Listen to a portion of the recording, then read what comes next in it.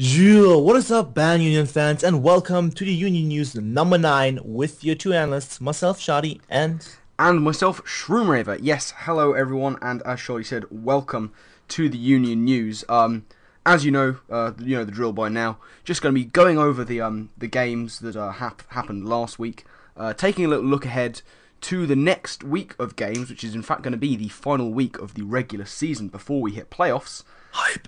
And yeah, hype indeed. Everyone get hype for that because it's all like really coming down to the wire now. As I say, then it's going to be playoffs. And what we like to do at the end, of course, is take a little look at what people are saying about each other in the little shit talk section of the Union News. So, without any further ado, Charlie, do you want to kick us off with the first game of the week? Of course. The first game of Week 9 was between Anima and the Golden State Dragons and Awesome and the Somerset Scissors. Anima managed to get a 5-0 victory over Sizz. Mega Man Jam is a thing that happened. Yeah. And it was stupidly powerful, as always. Mega Metacham kind of happened all over Sizz's team. Pause? I mean, possibly. Yeah, there are no switches to Mega Metacham unless you have a bulky Psychic type or a really bulky Fairy, and Sizz has neither of those. So it kind of ran train on his team. Yeah. It was also a really cool spread on Anima's part, like a really, really bulky one, which was guaranteed to deliver Fake Out plus a return from Megalophony, which was really nice to see. Yeah. And Sis didn't really have a lot. He had some really cool team ideas. As he said in his video, the Taunt Dragon was kind of my idea. But, you know, other than that, AV Rose Raid was really cool. And just in general, I like this team build, just that there was nothing for Mega Man Jam, because he doesn't have anything. I guess Granbull was probably I was going to say, it might have been nice to see the Granbull. But you got to wonder how... I haven't done calcs for it. You have to wonder how well it was going to take 2 adamant full attack poison jabs from Mega Metacham. Yeah, exactly. It's not going to take them too well. Also, what would he get rid of on his team? His team was very, everything was there for a reason. So yeah, he would have had to go really defensively if he brought Granbull over something like Hydreigon. Yeah, absolutely. Sis made a couple misplays, which pretty much cost him the game. But Elma played a fantastic game. The light screen from Latios came in clutch like crazy. Yeah. And Metajam just got 5 kills, I think. Yeah. I mean, I'm not sure how much planning went into the sort of playing around Vaporeon, but it certainly worked out well, where she baited sort of early Scalds from it. I think there were 3 occasions where it could have gone for Scald on the Switch. First time, she didn't go into Heliolisk, and then the second time she did. Yeah. And so the third time, it was looking like she might go into it again. Stopping him from going to Scald, she gets a free switch into Metacham without the risk of a burn, and is then able to start just nuking everything in sight. Yeah. So that was very well played on her part to sort of guarantee the safe switch into Metacham. However well planned it was, I'm not sure, but it certainly worked out for the best. Yeah, Emma played a fantastic game. She did. And even though Sis had a really nice team build, just the way Anima played made it pretty much impossible for him to win this game. Yeah. It's just very well played on her part. Absolutely. So yeah, we're going to move on? Yeah, with that, we're going to move on to the second game, which saw the Live Wemple FC and Richie 15,000, taking on Bison the Twin Leaf Tyrants. And we saw a 1-0 victory, indeed, for Richie and Live Wemple FC. Very close game there. Some really, really nice plays from Richie, who got some massive early momentum, with Milotic just killing things. Yeah, Bias was pretty underprepared for Melodic. Yeah. A Raichu doesn't kill Melodic, ever. No. It's just too weak. If Raikou doesn't kill it, Raichu can't even try to. And I believe Raichu was Specs as well, which just shows sort of the... I think he was Scarfed. Was he Cal Scarfed? just had Specs at first. Ah, okay. I think that's what he said. If you recall I mean, correctly. either way, showing the sort of special defensive prowess of Milotic, who Yeah. at that point had already taken out the Mega Pidgeot. That was a misplay on Bice's part.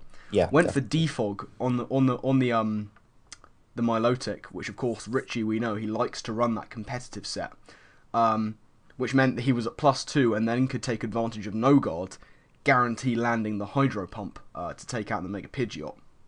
Yeah, Then getting the big Mirror Coat kill onto Raichu as well. Richie's Melodic set was really cool. It was Rocky Helmet with Hydro Pump and Mirror Coat and all kinds of shenanigans. Yeah. was really interesting. And he got 3 kills again. Yeah, it was very nicely So done. Melot, I think 3, 2, I think it was something 3. like that. Putting the finals of work. And then we had the problem of natural gift mechanics. Yeah. Although I wouldn't want to say first up, just natural gift. Love it. I Yep. love seeing natural gift get used. Drawing the power of the berry. I think he was holding lychee berry. Whatever gives you grass. It served a dual purpose of giving him the most powerful grass type natural gift, and if God forbid he needed to use it, it's a lychee berry on an Entei, Yeah, that's which is cool. scary, very scary. But Bice ended up protecting on a natural good. None of them realized that it doesn't work then. Yeah, Berry is used for whatever reason. Mm. You might want to look up those weird mechanics if you use such a move, but I don't blame him. yeah, It doesn't make sense. I don't know why it's a yeah. thing. A bit unfortunate that we didn't get to see that happen. And whilst Richie was able to take the win, a few little things that he's going to want to sort of pick up on. Rock polishing with Rhyperia when there was still a Swampert around. Probably not his best idea he's ever had. Yeah, I think he realized that like the second after. Oh yeah, absolutely, yeah. Like, wait, why did I do that? But aside from that, he played a very, very good game. He Yeah. managed, to get a fortunate Brave Bird crit early on versus Conk, who was looking good for Bice. But on Bice's side, he had some very nice stuff as well. I really enjoyed his Embor set, Yeah, definitely. which was max defense, heavy speed investment, adamant expert belt with Will-O-Wisp. Yeah, Just there was so much to sort of all kinds of weird, process. really cool. And that's a really very nice set indeed. I enjoyed that. Yeah. And Bice, credit to him. He had a horrible start to the game, absolutely horrible, and he rallied really well. I mean, I think at one point was he 6-3 or 5-3 down, and Yes. he rallied back to make it a very close 1-0. Yeah, definitely. Which was credit to him and his ability to play this game as well as he did. As well as he did. That's Yep. not a word. Now it is. As well as he did, carrying it through to just about lose out to the 1-0 to that big HP Gross from Jolteon. Yeah. But yeah, great game for both of those guys. Still very much in contention for playoffs, but we will come on to that later. Yep. And we're now going to move on to the next game, which is Freedomian and the Welchians and Blame Truth. I mean, Kyle, K22, and the There it Blastman is. Rovers. There it is. Kyle getting a 3-0 victory over Fredo. I say blame truth because Kyle had 3 Assault Vest users. Yeah, the big triple AV core. Yeah. The Spaceman didn't do as much as expected. Yeah. As we all know, Fredo has nightmares about Namaswine. It didn't do a whole lot, No. one might say. It was more his AV users and just in general that Richie had not Richie. Kyle had a better matchup.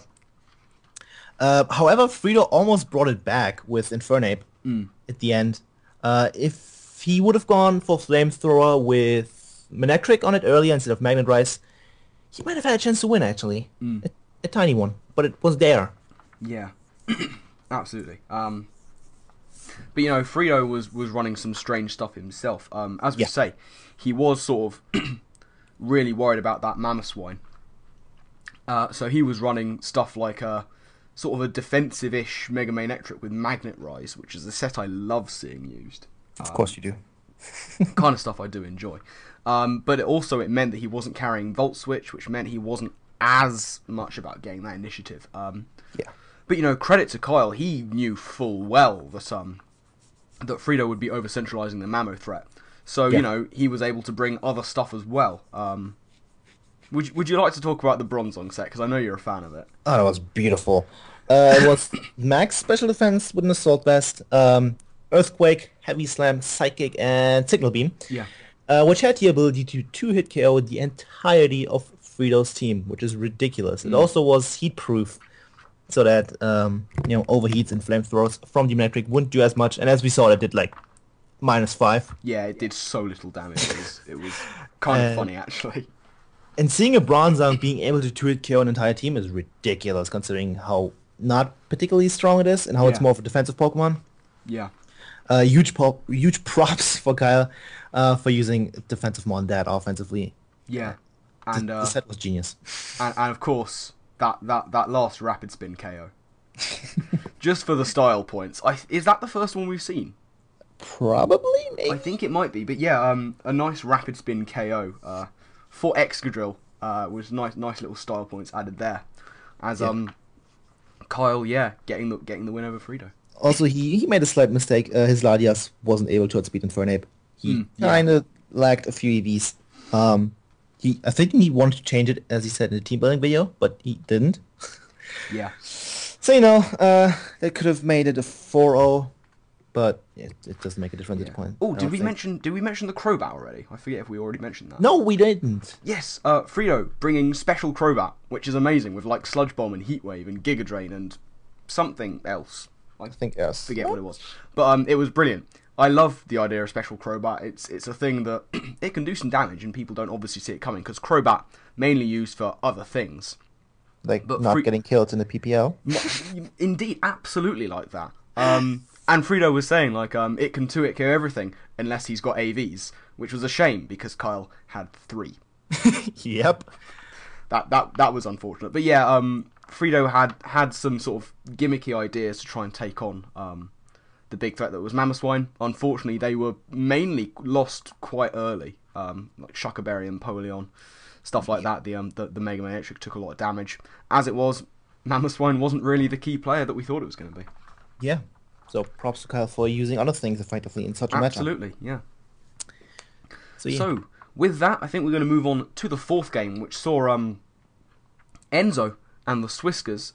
They were going to be taking on Jedi Cardette and the Highland Houndooms. Oh my lord. That resulted in a 3-0 victory for the Swiskers, and I'll briefly mention that that Enzo really had sort of some fairly standard stuff. I really enjoyed Agility Thunderous. I love Agility Thunderous as a set. Physical at that. Yeah, physical Agility Thunderous. I actually like that set so much. He just kind of used Venusaur. There's not really all that much to say. He just kind of used it as it was supposed to be used, and it did things. And he had kind of monster events kill stuff. So there's actually not that much to say about Enzo. He just played a very solid game, did what he had to do to win. Yeah. Slurpuff could have swept. Yes. Slurpuff very much could have. So we move on to Jedi. And he said in his team building video that he was going to go full Jedi. And my, did he go full Jedi. Now, I'm going to say right now, some of the sets I disagreed with. Some of the sets I did really enjoy. Camouflage Extreme Speed Zygarde. That's very cool. I like that. Not gonna lie, that's a cool idea. And the thing is, he had an opportunity to use it as he said he wanted to, which was the fact that he could set up coils and kind of try and see the Kyurem coming in for the revenge kill and go for the camouflage and not die to an ice beam, which would have been fantastic for him. But it didn't quite work out like that. Unfortunately, he was able to be revenge killed fairly easily. But it was such a nice set. I really enjoy camouflage as a move, and to stop himself being weak to ice beam and then get stab extreme speed off, very nice idea. Mm-hmm. Snorlax 2 was quite nice. I liked that set. Had some decent coverage, and as we say, got a very lucky crit on a very well set up Slurpuff. Oh, sorry. Sorry, what were you going to say after No, sorry for almost interrupting you. How dare you? Yeah, I'm a bad person, I know. You are. I'm not sure why Heavy Slam was even necessary. Like, Body Slam does a lot. Yeah, I mean, I guess. So he could have had Slap Talk? Yep, Slap Talk. There it is. Sleep Talk. Nice and boys. Which would have been fairly helpful.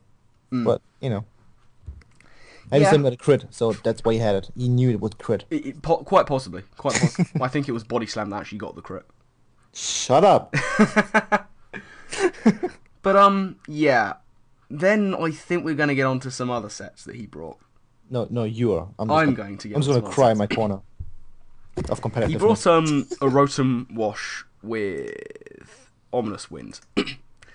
And sort of my first thing looking at this was not, why would you not bring Shadow Ball, which is obviously more powerful, but why would he bring Ghost Coverage at all? Yep. I didn't see it myself. Like I can see why he brought it, You gotta at hit this the point, bikinis effectively, yo. He was looking for the boosts on Ominous Wind, which is fine, He's sitting kind of bottom of the table stuff. He's got nothing to lose. He might as well try these things, but that was a bit too far for me. And he also was running Discharge for the paralysis chance because he didn't want to waste a slot on a move that wouldn't cause damage. So he went for that over Thunderbolt, which is fine, but he was going up against a team that actually really doesn't mind paralysis. The only things that particularly care about it are Victini, which, let's be real, if you want to paralyze that, you run a move that's guaranteed to do it, or you go for Hydro Pump. Yep. Slurpuff, who was not the same setup set that would not appreciate a Thunder Wave, and I'm sure there was something else that doesn't appreciate it, but at this point, looking at his team, I can't actually see it. So we're just going to go with those two. Think of anything, yeah. Yeah, I wasn't sure about that, but you know, Jedi does what Jedi does. Speaking of which, banded Mr. Mime. It exists. It's a thing. It is a thing. That happened. It is a thing that he brought. Banded Mr. Mime with the Zen Headbutt and, of course, the powerful double slap. And Power Punch, because banded Power Punch. And Mr. Mime, unfortunately, died without getting off a hit. Which was a shame. It was a genuine shame, because I would have loved to see it actually do something. Anything. The word you're looking for is fortunately, because no one wants to see a thing. Yeah. Also, I did a calc. Zen Headbutt is not even close to a tweet KO on Mega Venusaur. Ah, that's a shame. That is a shame. Just a little bit. And the last thing to really talk about is his the Blastoise set. Blastoise was rocking Aqua Ring, Toxic, Rain Dance, and Protect for like full stall effect going on. But there's a Mega Venusaur. Which is fine, but he has a Mega Venusaur which walls it, and he's going to be the only Blastoise in history to be walled by Fortress. No other Blastoise is walled by Fortress except this one. Jedi has found it. You know, he's running these weird sets. It's what he does. You know, some of them work out actually fairly well. Some of them, unfortunately, don't. You know, those first two he mentioned, the Zygarde and the Snorlax, they did some things and some stuff. But, unfortunately, you know, he was setting up a lot, and maybe he was setting up a little bit too much. There was nothing really sort of normal in the team. There wasn't one thing that you could say, yeah, okay, that's a fair enough set. Maybe the Snorlax. But, yeah, he just kind of set up a little bit too much, and Enzo was able to circumnavigate it very easily with the Venusaur. Yeah. Just kind of dropping Leech Seeds and healing up when he needed to, and he was fine. If I recall correctly, at some point Enzo switched Victini into Rotom. He did. Instead of Venusaur, which I think was still alive. I might be wrong. I'm not, if I'm wrong, then excuse me. Yeah. So I don't understand that. You know, he didn't get paralyzed. Or yeah. Pumped. I mean, either way, he was still able to take the win just by sort of playing fairly standardly. Yeah. And he was fine, and he still looks in very nice contention on the table. And while trying things with Thunder Roses is always beautiful. Yeah. So with that, we're gonna move on to the second to last game, kind of. Yeah. Maybe kind of the last game, depending on how you look at things. Sort of. And that was between the Slovenian Arcanines and Jack, not Fnatic, again taking over for someone. Because that's all he's good at. Yeah, this time it's Xenon, obviously. Versus Kentucky Cackleons and Josh Squirtacular. Jack managed to get a 2-0 victory for Xenon and his team with a very well played early game. Double Toxic. I don't know. I think on Mandibuzz? Yeah. Yeah? Expecting you? That was a good play. The Mandibuzz was in, and he'd gone for... I think it was the Mandibuzz was in. He'd gone for Toxic. And then he switched out into the Mew, which was... What's that item called? Safety goggles. Safety goggles. I guess predicting the Spore, but no, Jack just going for the double Toxic, which was very, very effective, because Mew was Josh's sort of calm mind sweeper. And that kind of put pay to that. Getting the Toxic on it was always going to have it on a timer, meaning he wasn't going to be able to do what he wanted with it. Yeah, I'm not sure how useful safety goggles were when he has a Mandibuzz, but, you know. Yeah. Maybe, but I mean, I guess it's nice to have that free switch in and be able to set up on the Amoonguss. I understand, but maybe something else would have been better. Yeah. I get his thought process completely. But yeah, you know, Jack actually played a very nice game. Certainly towards the beginning of the game. He good use of status. He scouted well for super effective moves. He wasn't taking any risks. But then the end happened. Yeah. What? I mean, wait. Relic Song Meloetta first off. Okay, let me explain the situation real quick. Jack had a Mega Scissor out, and Josh still had Little King left on the field right now, and Halucha. What move do you go for in this situation? Is it Bull Punch? Bullet Punch, or Bullet Punch. Superpower is apparently Superpower is apparently a move. Superpower. Superpower. That was very German of me. Yes. He went for Superpower, thinking Nino can resist it. Resist Bullet Punch. Yeah. God damn it, Jack. That's all I have to say. An interesting decision on his part there. Yeah, he wasn't really thinking. It's what I assume. Bullet Punch 2, Bullet Punch would have killed the Nino King, and then he could have got damage off on Halucha, which Yeah. unfortunately missed the Sky Attack.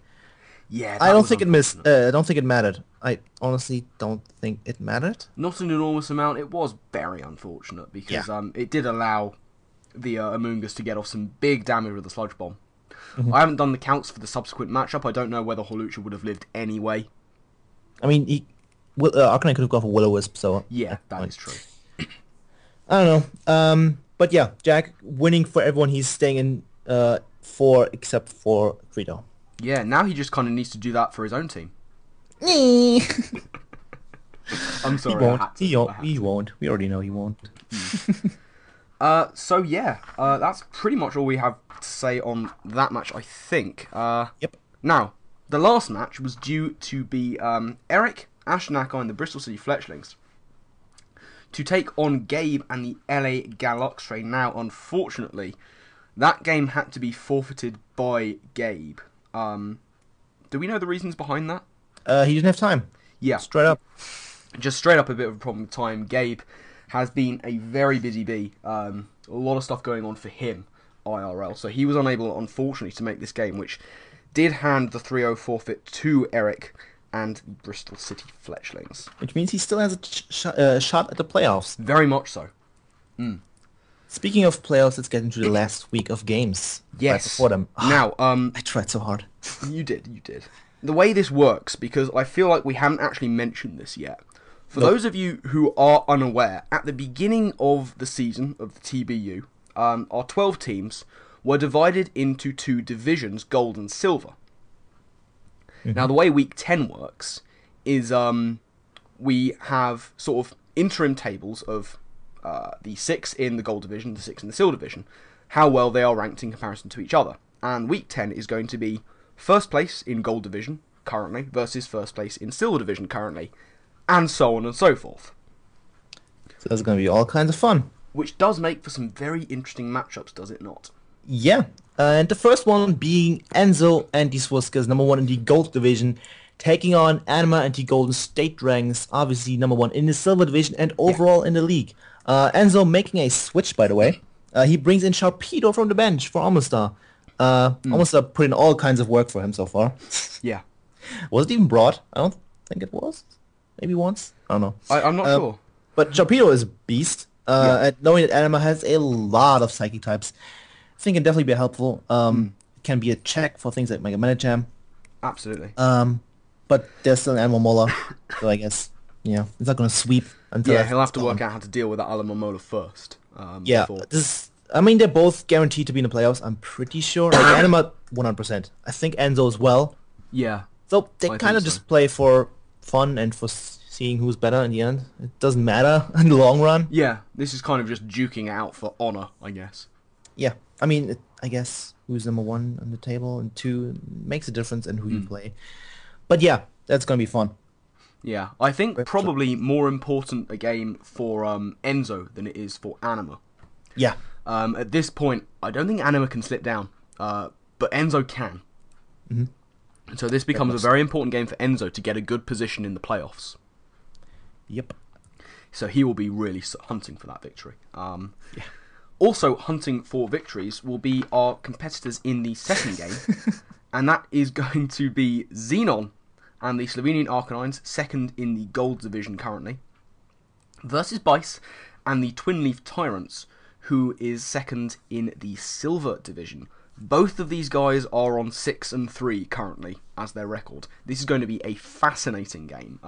One change has been made in that Bice has brought in Tornadus Therian. Finally, we're going to see some Tornadus Therian action, and he's brought it in for Conkelda, which is very interesting. So happy. Happy to see Tornadus T, amazing. but Conker's gone.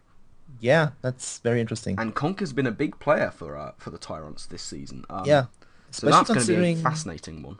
Yeah, especially considering that Xenon's team is kind of slow and has a lot of status and stuff. Mm. So Guts Conkeller would be nice, but Tenacious T is a really nice check to things like Keldeo, Yeah. being able to switch into any move and outspeeding and killing with hurricanes, air slashes, and whatnot. Yeah. Yeah, Tony Hawk is a cool name. I just want to point it out. Shout out to Llama Guy. No one knows who that is, but I just want to mention the name because it's beautiful. Yeah, Tenacious T is an amazing Pokemon. I want to see that thing put in the finest of work. Also in the playoffs as well, because it's probably going to stay there. Mm. So yeah. So, third game?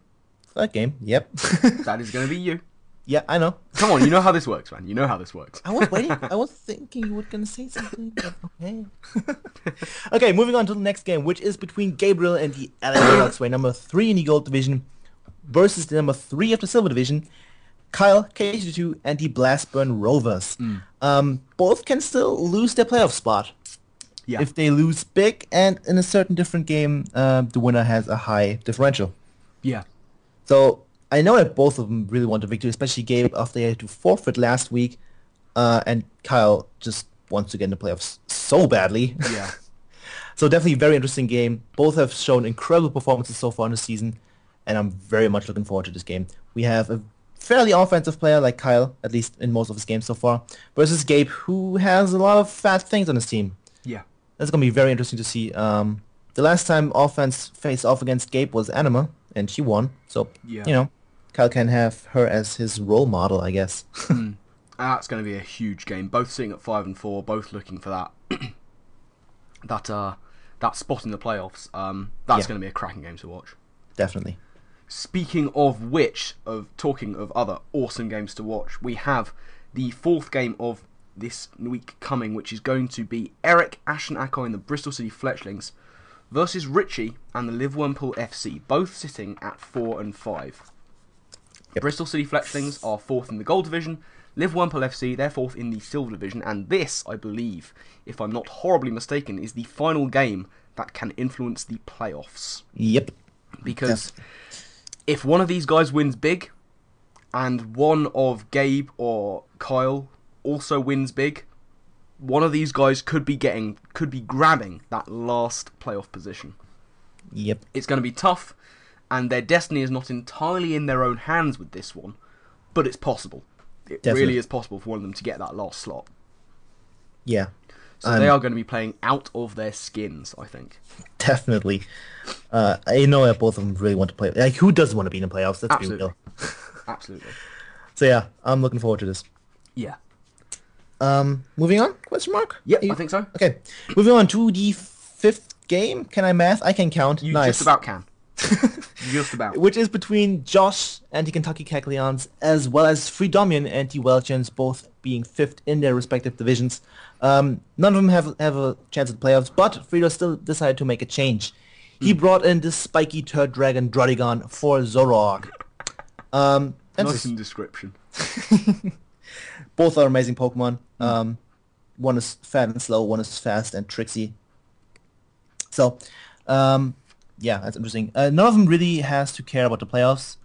Fun fact, Josh has showed me his team. It's a thing of beauty.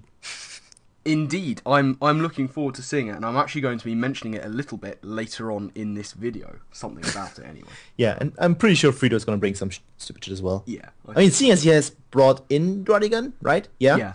Yeah. Special Drodigon? Could well be. Is that a thing we can see? That big life orb, sheer force, Sludge Bomb. yeah. Things like that. Powerful 60 special attack. True. It's those things we love to see, though. So, you know. Yeah. At this keep point, an nothing eye on matters, so just Yeah. say fuck it and use the stupid shit.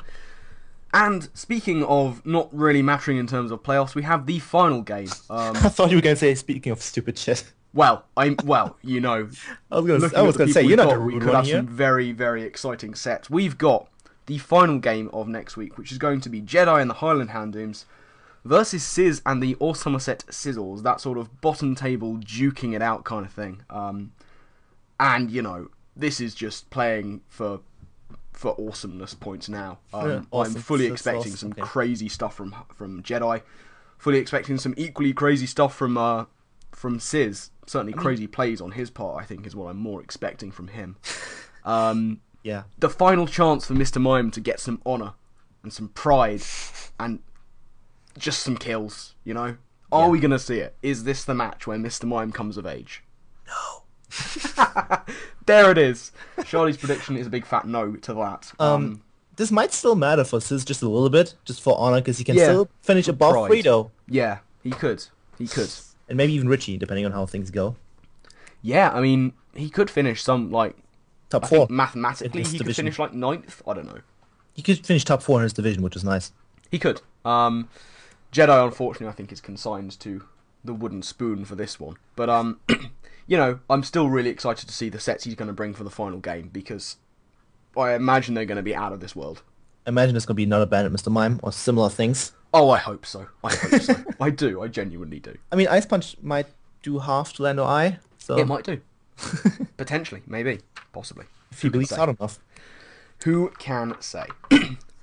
But anyway, that is going to be it from our sort of look ahead to next week's games. So finally, what we like to do at this juncture is just take a look at what the managers, of course, are saying about each other. And, you know, we're getting into the last game of the regular season, and there has been a notable change in tone. There's not a lot of shit talk going on. There's a lot of self-deprecation. There's a lot of, oh, I'm going to get beat in this game. Oh, my opponent's better than me in this game. Certainly, I'd like to single out Xenon, who has really been bigging up Bice, saying that he is probably one of the best players, if not the best player, in this league. And then there's Josh. And then there's Josh. I've got that written in massive caps, and then there's Josh, who has just said in caps, oh my god, Frito is not ready for this team. I'm making these sets and I'm just laughing so much because they're so funny and shit. So Josh is having fun with his team, it would seem. And Schady, you mentioned that you'd seen his team. Is it as good as he makes out? Yes, yes. Ah, I mean, not everything is stupid, I don't think, so I'm kind of disappointed. Well, you got to have some sort of legit things in there, I guess. Yeah, I mean, yeah. But I'm looking forward to seeing that team. And Frito himself was quite scared of this. He mentioned that he was scared. But you know, he doesn't want to leave the regular season without a final little jab at one of his favourite targets. That being Eric, of course. Eric is still in contention for that playoff position, and he was justifying his shot at playoffs. To which Frito said, "Oh, you won't win. It's okay." So, Frito, he's higher than you on the table. Yeah, I mean, unlike you, he kind of has gotten good. So Yeah, he kind of He kind of has. It's undeniable. Yeah.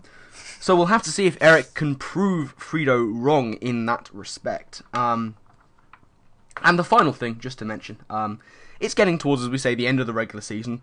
Some people getting a little bit soppy. Kyle among them. Shut up, Kyle. Yeah, Schady did say that in chat, just shut up, Kyle. But Kyle sort of saying, you know, how good this season has been. He said, finished off, that final poignant comment that he left off with was, everyone did an amazing job, except Mr. Mime. He even included the analysts. But He even included the analyst, and I have to say, it has been a pleasure to be a part of this, of course. Can confirm. I don't want to get too soppy now, because it's not the end of the season, guys. Yep. There are still games to go, there are still the playoffs to go. I mean, while we're still on the shit talking department, can I do my regular shit talking to Frito? You may. Now?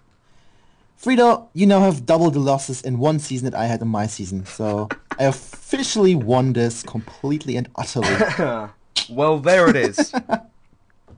There Watch it is. me like indeed. lose every game next season in PPL and just Oh, I cry. hope so. I hope so. I hope karma comes back to bite you so hard. Oh, I mean, yeah, I deserve it probably. You do. So, with that, that is going to finish things up here from this this instalment of the Union News. So next you'll hear from us should be on Thursday when are we doing our final power rankings on Thursday? I mean, we can probably choose if we want to do one after the last week, and I think we're gonna do one more. Yeah, we might do. Because the thing is, as you guys know, these series of games are the last series of games in the regular season for the playoffs.